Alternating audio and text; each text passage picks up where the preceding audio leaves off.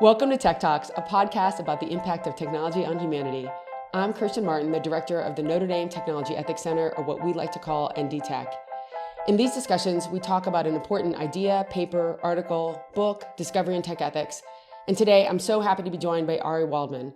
Ari is a leading authority on law, technology, and society, and is a professor of law and computer science at Northeastern University.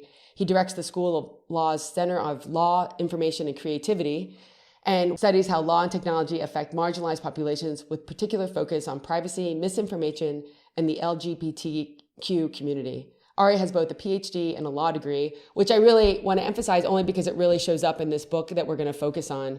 So today we're going to take a deeper dive into the book, Industry Unbound, the inside story of privacy, data, and corporate power.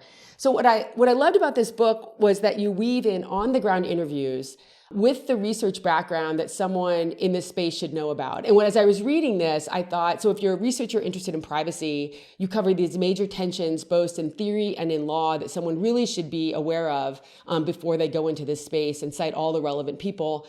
If you're a practitioner, you can see how your organization, though, manifests or puts into action these current tensions that are going on within theory and research. And so I just want to say that if we're thinking about this space, I thought it was a really great way that you navigated, ran down that pole, this very narrow thread that you could actually go through, which I know is extremely difficult to make the writing accessible for what we would call a normal person or just a regular practitioner, but also with the substance and the depth of someone in academia. So I just want to applaud you for that. I thought it was great. Well, thank you so much. Thank you so much for having me and for doing this. I really appreciate the opportunity to talk about not only the book, but also talk about it with you, because you're such an expert in this field as well. And we have so many overlapping interests in this area. And particularly, I'm very flattered by what you say about bridging the two areas of research. So that's what my goal was. And I think that privacy scholarship in general, and I have to say most scholarship in general, is better when we can bring in different perspectives. This book in particular benefited from not only training in qualitative methods and how to learn or extract information from observing people doing their jobs, but also from connecting what people do at their jobs to ongoing theories and approaches and understandings about how organizations work, but also the relationship between law and organizations and the relationship between theory and practice, right? These are things that some law professors, they'll write in one area, and then other people will write in an entire other area. My goal was to bring those two together. Yeah, and I love it because so the opening chapter has these series of interviews, which were, I'm sure, and I love to get your take on what kind of surprised you the most. So you get these series of interviews, which are really, they're short, so the excerpts are short, but they're so rich with fascinating tensions that you kind of pull the thread throughout. The bro meeting, the claim that someone else does that. Yeah, I know. And they call it a bro meeting. Yeah. That's not you infusing that into it. It was they call it the bro meeting. the someone else does that idea. Yeah. The idea that they did privacy when they were an undergrad intern, that they were, the focus on encryption. And of course, this pervasive theme of privacy is important, but then quote, I have no idea what it means. And I just want to first ask, was there anything in those interviews that surprised you? Was there one thing that kind of, you were oh my gosh, I can't believe this is going on? So many things. So you're right. Those are excerpts of some interviews or observations that happen over a really long period of time. It's retold almost like it's a day in the life of. And I intended it in part as a law professor. I was thinking, oh, this will be a really good issue spotter. So for people who are in the field, you can see what's going on and you can check off, oh, here's a thing, or here's something that's to guard against. So I think that the one thing that I couldn't stop laughing at for a really long time, even though it's not really that funny, was the bro team thing, right? So this was a room that, so in these kind of tech offices, there's open plans, and then you can reserve a conference room for a meeting, and you would put a little sign up, or the computer would have a sign. It's from 10 a.m. to 12 p.m. This is such and such meeting, and the name of their meeting was the bro team meeting. Oh, and it was And that was like, which meant that that was the official name of this meeting because someone's assistant put it into a system and then it fed out on a computer screen. So, and then because obviously it was only dudes in this meeting, that I think was the funniest thing. But what was most amazing, I think, most amazing from a sociological perspective were two things.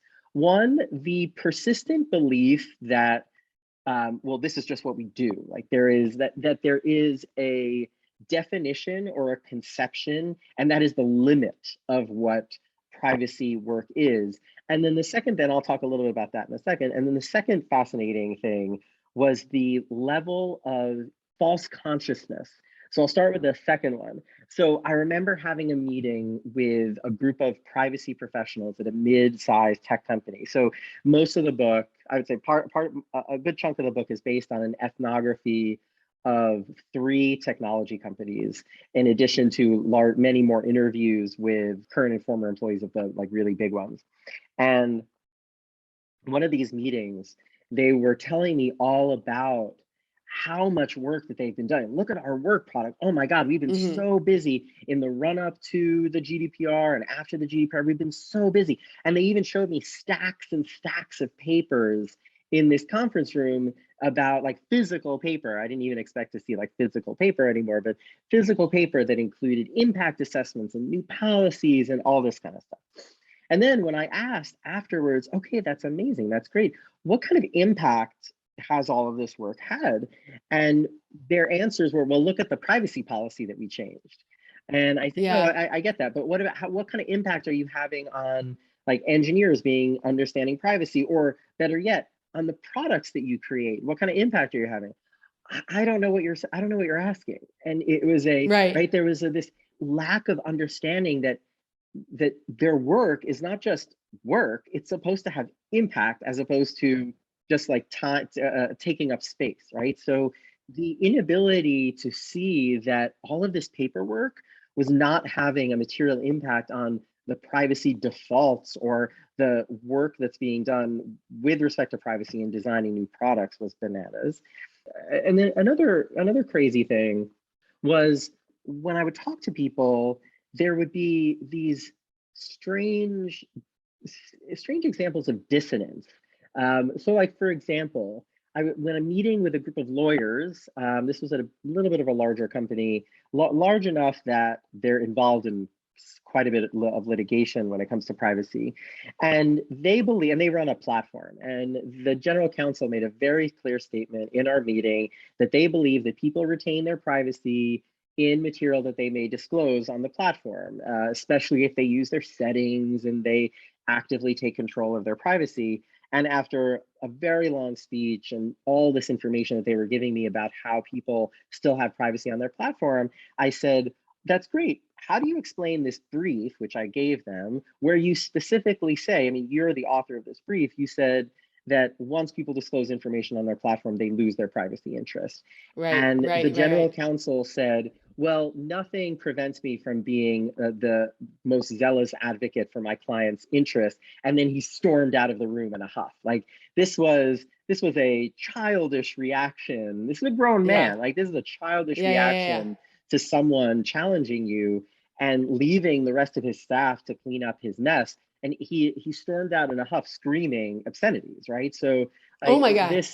And you get those kind of reactions, as well as I got reactions of people who were really believed that their privacy team was doing such good work, or that their machine learning team had integrated privacy. But again, like the other example I told, that like they couldn't point to a specific material example that showed that privacy was somehow better represented or better protected in the products that they created.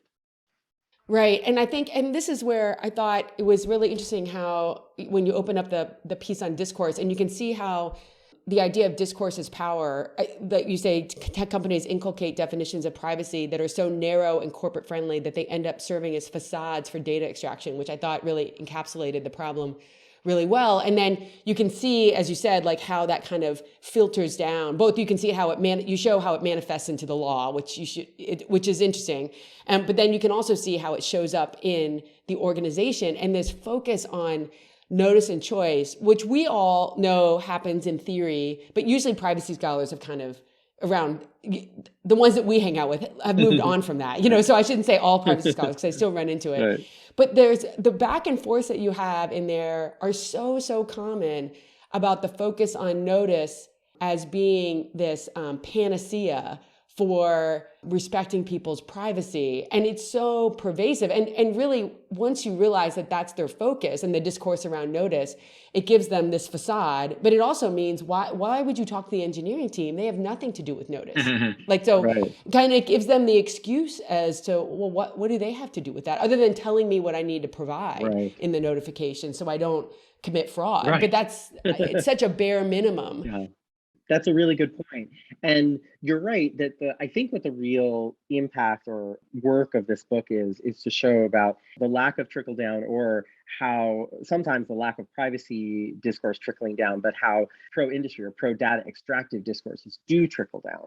And, sometimes it's in the mundane, right? If you're a junior attorney or a junior privacy professional, your boss is the one that's giving you assignments, and your boss decides that, well, your job is going to be to write a transparency report, or your job is going to write a brief on this transparency issue, or that you're going to assign a team to focus on how can we be more transparent, or how can we make this clearer, right? So sometimes it's very mundane. We all get assignments from our bosses, but the work that's done has a performative or normalizing effect, in that if you can come in to a job like this really believing and truly believing that you're going to change things, you can see yourself as a privacy advocate. And then even if you have a robust view of privacy coming in, you are constrained by how the organization works, by how you get assignments, by the work that you're given, by the opportunities, by your budgets, right? So I spoke to privacy professionals, like chief privacy officers, whose entire budgets are split between law, IT, and the compliance department. And you don't need to be an expert on organizational budgeting to recognize that that's not good for the privacy department, right? Not that it's automatic that the lawyer or the compliance person or the IT guy, it's not that they're automatically anti-privacy voices. They may be, but they don't need to be for that structure to hamper or hinder the privacy office, right? So the work that people do have a normalizing effect, such that I interviewed people, this was I think a really good example, someone who puts on LinkedIn saying that people hire me when they care about privacy, right? And that would be really good if we had people like that, right? People who are experts in, in engineering privacy, people who are experts in integrating privacy into every element of a company. That'd be really good. But then when I talked to this person and asked about the actual work that they do in a company once they hired them, luckily I met this person right after they did a 3-year stint at one company and then were moving on to another. The world of work product were things like trainings, new privacy policies, impact assessment templates, which are checkboxes, and then describe their work as almost like a consultancy. I had an open door policy. People would come to me and I would explain, and we would go over these things. Well, what about something more affirmative? Or what about, changing defaults? Or did you get involved in design meetings? Oh no, that's not what we do, right? So that's right. Even people who go so far as to put on LinkedIn that people hire them when they care about privacy has such a limited, constrained vision of what their job and what privacy is. And that comes from years of being in an environment where you're only given a small world of things to do.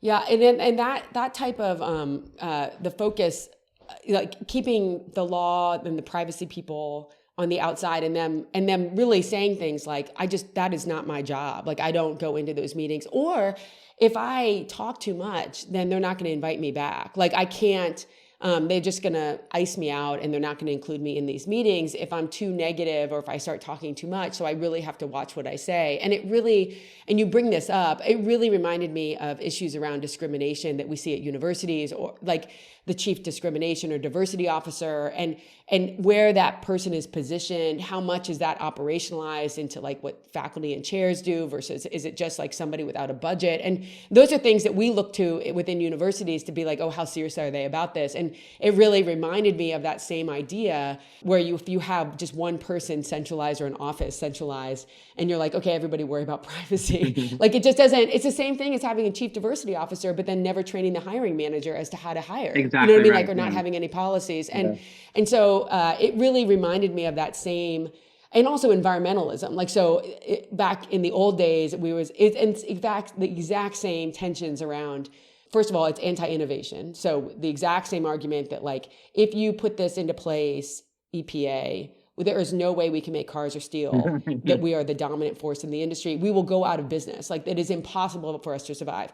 And so that same, well, what do you expect us to go out of business? Like you got those comments from people when asked about privacy, like, what would you think we're supposed to be not be profitable? Right, I mean, that's the only way. We can't take those things into consideration. And you just saw these same old tensions, of like anti-innovation, that's for someone else to decide. The good news is we got over those things with environmental issues and discrimination. It's just a matter of kind of like, how long is it going to take them to actually absorb this? That's true. I mean, you're right to spot a lot of this in other industries. And I'm very clear about that. Like these things are not unique to the privacy world. Right. It's just that many scholars and many practitioners don't think it's happening in privacy. Like there is a whole book written in this area that says that chief privacy officers are actually doing the opposite, that they are actually filling the void left by privacy law with more aggressive going over and above what the law requires. Yeah, and that's not happening. Even assuming that that's true, right? Like the book that I wrote, the scholarship that I've been doing, and the research that I've been doing inside these companies can assume that that is true. The chief privacy officers are actually doing this. But the point is, chief privacy officers do not design anything, right? They don't do the on-the-ground work of lawyering and compliance as well as design. That means that if they are doing that kind of stuff, why isn't it trickling down, right? So, and that kind of stuff is still happening. The overemphasis on compliance for compliance sake, the weaponization of compliance to achieve industry goals as opposed to non-discrimination goals, the role of industry in kind of using law to immunize themselves. Like all of these things exist elsewhere. There's a great research as well as book done by Laurie Edelman at Berkeley. Her book in 2016 called Working Law won the Law and Society Association's book prize. It talked about what I talk about in the book, legal endogeneity is her theory about the way in which law develops endogenously from the ground up, but also is weaponized against non-discrimination, because her book is about these diversity offices and how instead of Title VII requires equality or non-discrimination on the basis of sex when it comes to hiring, but how companies have interpreted that is to, let's create a policy, let's create an appeals process, let's create a DEI office. And because those offices, those internal structures have been legitimized as in fact what the law requires, as opposed to actual equality, then it's been one of the reasons why equality under Title VII hasn't worked out so well. And it's a similar story here. In fact, the legitimization of these internal structures like impact assessments and compliance and record keeping and offices, not only have those been legitimized ex post by the law, they've actually been printed black and white in the law itself. Like that's what the GDPR is, right? The GDPR is a series of, the General Data Protection Regulation in Europe, which everyone talks about as the strictest privacy law in the world, is just a series of individual rights and compliance obligations. And as I write in a California Law Review article coming out soon, those compliance obligations are not innovations of regulators. Those are the same compliance and innovation, some compliance processes that companies have been engaging in for at least 15 years, right? So the law has been endogenously created by the very processes that companies have used to try to legitimize their data extraction without actually undermining their business model. Right. So, because the idea is that by focusing on process, by focusing on we need to have these impact assessments or appeal processes or ways that people can ask questions and they have rights of asking what data they have, that doesn't do anything to stop the flow of the data. It just is like wrapping around it that we have to include. And so that's why you have great quotes from the lawyers that are kind of like, oh, great, another privacy law, like I've got more business now. Like the idea is that there's just like this idea of compliance through processes of those papers that are produced to kind of prove that they did the process, then too report that out.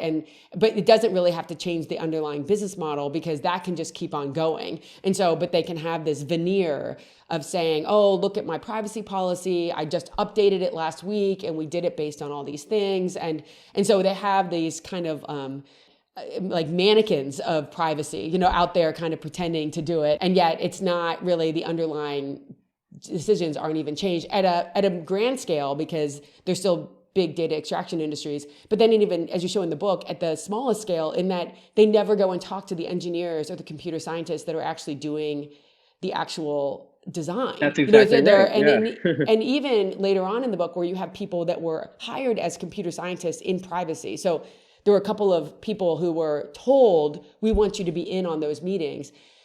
It didn't always come to be, you know what I mean? Like, so they were, or they came in later after design and they're like, well, I understand what you did, but it'd be so expensive to change it now, which is exactly why we all focus on design, because that's where the magic happens. Like the magic is in design. It's where you have the most play with what's going on and things get harder to change as you go along. But that's not exactly what they're focusing on. Right, that's exactly right. So one of the key characteristics of organizational structures that people in power use to keep the workers weak, this is not just true in a big tech company, it's true in any organization, like you can go as far down as like a factory, is you keep teams separate. And there are some totally valid efficiency and productivity reasons why you might want to do that. There's a ton of business literature on that, like small teams are more efficient. And also engineers in particular are a class of persons that, love to focus on this one cool and really intense problem. And with small teams, they'll go at it and they'll become territorial about it. So what companies do is they create these barriers of information flow within their organization. I'll give you three very quick examples. One example is what you mentioned about the privacy engineers. These companies make a lot of hay about, oh, we're hiring all these privacy engineers to really integrate privacy and design, but they're a separate team.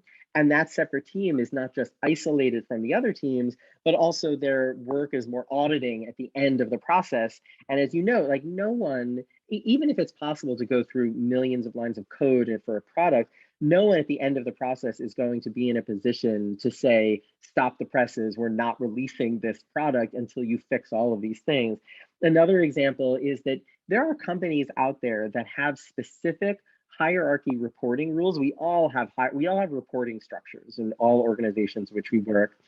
There are companies out there that specifically say that a lawyer cannot be in a design meeting, and that when something from the designers has a question, or maybe it's a question about privacy, or maybe it's a question about law, it has to trickle up. It has to go through the manager, and then the manager, and then the product manager, right. And then the product manager can meet with the lawyer. And you might see that, and that's how the organizational structure, that's how the reporting works, and they have to follow it.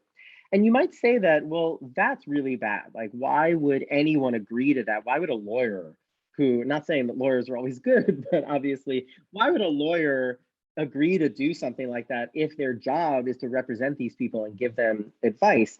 Well, because one of the most insidious thing about all of these organizational structures is not that they're just imposed from the top, they actually reflect ongoing, whether it's insecurities or egos or the personality and social structures of the people that they're organizing. So lawyers, as a law professor, I know, like I teach a privacy course where we talk about but need no background expertise in computer science and how computers work. And yet I always have a lot of students that say, I went to law school because I don't want to do math, right? So right. so you have a lot of lawyers, and many of whom I spoke to said, I don't want to be in a design meeting. I don't know what they're doing. I'm just going to be in the way. And then the flip side of that is the engineer will say, I don't want a lawyer here. They're just going to slow me down. So this separation taps into these perceptions that people already have that then metastasize because they set the norm that this is what's appropriate. And so they feel that. So when I would suggest, for example, well, why don't, if you feel that you are better at spotting privacy issues as they come up in the design process, why aren't you there in the design meeting? And then the person will say, I never even thought of that. Like, that's not what we do. Like, that's not what lawyers do. Lawyers aren't inside design meetings. And it's just baffling. And that it follows again in the last things, and previously what we talked about earlier, that there are these limitations. There's this narrow band of possibilities that describe everyone in this industry, such that when you propose something, it's not just that, oh, that's interesting, I never thought of that. It's like, that's not possible. That's not this world. That's something in the multiverse, right? Like that's not even in this world. And that also suggests to me that the way this has been constructed is through normalization and performance, which really takes us to, well, what do we do about it? Is that honestly, we really only need one company, one person, one state law that thinks about it in a totally different way and starts a new norm. Yeah. And it's so fun that happens so often. There's a guy, Tom Donaldson, that wrote about this in California Management Review about the Pelican Gambit, which is his version of, like, within a given industry, there are times that the bar just goes low. Yeah. You know what I mean? Like, so, and it kind of normalizes. Yeah. And what you just need is someone to do it differently. Like you just need one to poke their head out and say, oh, this is a different way of doing it, and put a stake in there. And then others are like, wait, what's that? And then they kind of ask questions. They're like, oh, that's interesting. Like, oh, is that an advantage? You know what I mean? Like, and then it kind of slowly comes out. But you can get these stabilizing forces within industry because they're such copiers. You know what I mean? And plus they move back and forth. And there are reasons why, as you point out, that they're siloed like this because they just don't feel comfortable with the other person's space. And they don't like to think of themselves as doing that space. Like if you're a computer scientist, you don't like to think about the law necessarily. It makes you feel uncomfortable. Right. I mean, there's a lot of ambiguity. And so they focused on that. That's the other quote that would come up a lot is like, they literally would say, I cannot design for privacy because it's too ambiguous. And you're kind of like, well, you're doing it whether you think about it or not. Right. Like, so you're either doing it well or you're not. But it was the opening chapter I just found like super interesting. But then like you find it interesting just as someone in this space because you can see all of these things manifesting themselves in these conversations. But then as you kind of pull them along, you do a great job of like identifying, the slippage that we have around privacy versus innovation, notice and choice. We didn't even talk about this, but encryption. I mean, the way that they slip into encryption and security as what privacy is, it just, anytime there was a back and forth, it either dissolved in a notice, or anytime there was a back and forth, it dissolved into encryption. Like it either went to like one of those places you don't even notice. Of like throw up the hands and like, this is my settling point on privacy, which is not privacy. Right. But and it was goes just interesting. So quickly. Sorry to interrupt, but that conflation goes so quickly. You blink and you don't even notice, right? A chief privacy officer will be so excited about all of the work that they're doing in the wake of data misuse, but all of it will be about encryption. And then you have this, wait a minute, you just listed all of these 5 things, but that was just, making the database more secure. How about privacy stuff? And then they'll say, just like in repeating the mantra that we've talked about before, is like, well, what do you mean? Like, that's not what we do. Right. And what I love about the privacy versus security thing, which I always tell my students, is what it says is that you can't let someone steal the data. I mean, that's security, but you can sell it to them. Right. Like the exact same people, you could sell it to them. But like, and it's just such a backward way of thinking about privacy, is just not letting someone steal it, but then selling them the same data is okay. That doesn't make any sense. And so anyway, it's a fascinating, what I liked about the book was, again, let's kind of grounding it very much in these ongoing conversations, seeing how the industry not only gets their discourse into the law, which we all talk about, but then to see the law kind of influencing the organizational structure and exactly how the discourse occurs in there as well. You can kind of see, and I'll just say like this is the final quote, which I just thought wrapped up the book so well, which is, through a long campaign to inculcate corporate-friendly discourses about privacy, the information industry tilted our legal consciousness away from privacy and enlisted even those employees who see themselves as privacy advocates in their data extractive missions, which I thought really summarized the book. Obviously, you wrote it towards the end, so you're a good writer. But it really, like, what I liked about it is it also talks about our legal consciousness, not just the laws, but in the way that scholars talk about it. And we both run into this when you run into, like, I was talking to a political scientist who was just adamant that notice and choice was the only way that you could ever talk about privacy. But it was interesting, like, when you say something about, well, isn't true choice when they actually know what's going on, and then they just stop, because they know that they don't know what's going on. And so it's kind of like, but then they just want the conversation to go away. Like there's no like alternative. It just kind of stops. Yeah. But so I can't wait to see kind of more that you do in this area. I love all of your work, obviously, but I really like this book a lot. And I liked it both for practitioners and for academics who are interested in privacy, just because you really do a nice job of making even the research accessible, because you write about it in like very common language that people can read, but then the citation is in the back of the book, which is like a gazillion pages long. But it's good because you can go back and see what is that article by Danielle, or Citron or whomever it is. But you can kind of get the idea from the book itself. But I wanted to ask, I always end with this, but like, is there anyone else in this area of tech ethics that you, in particular, it can be from any discipline, that you kind of think is interesting writing? Or I know it's really hard to pick just one, but you have a ton in your book. But are there any new people coming up that you're really looking forward to hearing from? Yeah, absolutely. So let me split them into senior scholars, really important voices, and some new up and coming scholars. So I already mentioned Laurie Edelman and her work on legal endogeneity in the Title VII space. And a lot of this book is really indebted to, and I see it more as the practical application of properly understanding how industry works, from Julie Cohen's book on informational capitalism. Her book is called Between Truth and Power. It came out in 2019, which is a really deep and expansive study about the political economy of informational capitalism. Some new names, up and coming scholars, or people who have already arrived, even though they are so young. I'm thinking in particular of Salome Filyoun, she is about to start as a law professor at the University of Michigan. Her work, she published an article on democratic data in the Yale Law Journal. Her work on the political economy of data is really second to none. There's also Alicia Solo Niederman, who is just starting at the University of Iowa as a law professor.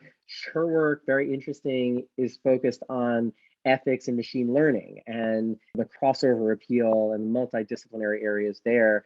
I'll also mention work by people like Rashida Richardson. Rashida is now at the FTC and the Office of Technology Policy under Alondra Nelson, but she has some policy and scholarly work out there on data and discrimination and AI and discrimination. And then also related to this, although it seems like it's a different field, I'll also mention two people who are doing work in the privacy and Fourth Amendment space. And the reason why it seems like a different field is because a lot of this book is about private companies that collect data. But as you all know, as everyone knows, like, the government has a lot of access to that information, very easy access. So Kate Weisbird at GW is a really outstanding scholar focusing on the kind of social elements of government surveillance. She wrote a great article on electronic ankle monitors. Oh, right. And yes, how, yes. Data collectors and their intimate relationships with companies, and also how they sort of deputize private people, like even family members of the incarcerated or formerly incarcerated, into surveillance.